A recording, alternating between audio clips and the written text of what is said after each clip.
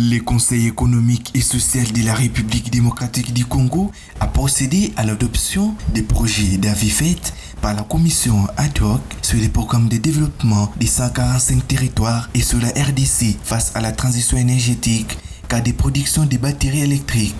Ces matières ont été traitées lors de la clôture de la session plénière de ce vendredi 1er décembre à Kinshasa. Le président de ce conseil, Jean-Pierre Kiwakana, a plaidé de nouveau pour une prise de conscience, une réforme éducative et des formations adaptées aux besoins économiques des pays afin d'arriver à concrétiser ces projets de transition écologique et de développement durable dans les pays.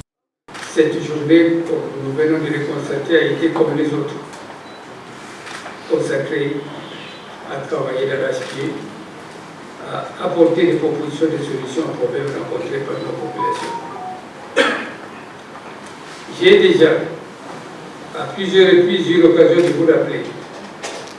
aucune politique,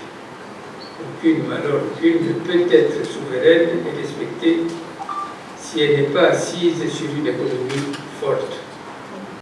La transition énergétique est un vent très favorable pour la RDC, une opportunité pour les pays de cesser d'être réduits au simple rôle d'un fournisseur de matières premières brutes et de bien se positionner dans la chaîne d'approvisionnement. Les membres de l'Assemblée consultative du Conseil national économique et social ont tout de même formulé quelques recommandations à l'endroit du gouvernement et à la direction de pilotage de ces projets. Le Conseil économique et social encourage et soutient le gouvernement dans les avancées qui sont les siennes dans le cadre de la mise en œuvre des recommandations de Africa Business Forum, spécialement dans les volets de la coopération avec les États africains, producteurs de composants de batteries électriques et des appuis de la Commission économique des Nations Unies pour l'Afrique. L'expérience nous a démontré que continuer à vouloir résoudre les problèmes d'une manière isolée, c'est-à-dire un à un, sans vision globale, limite énormément les chances d'un succès pérenne. Il est primordial de nous assurer que la qualité de l'éducation et de l'instruction garantiront l'épanouissement des citoyens congolais en capacité d'être utiles à la nation en étant un bon fonctionnaire, un bon administrateur,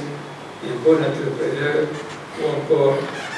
un bon ouvrier ou simplement un bon parent.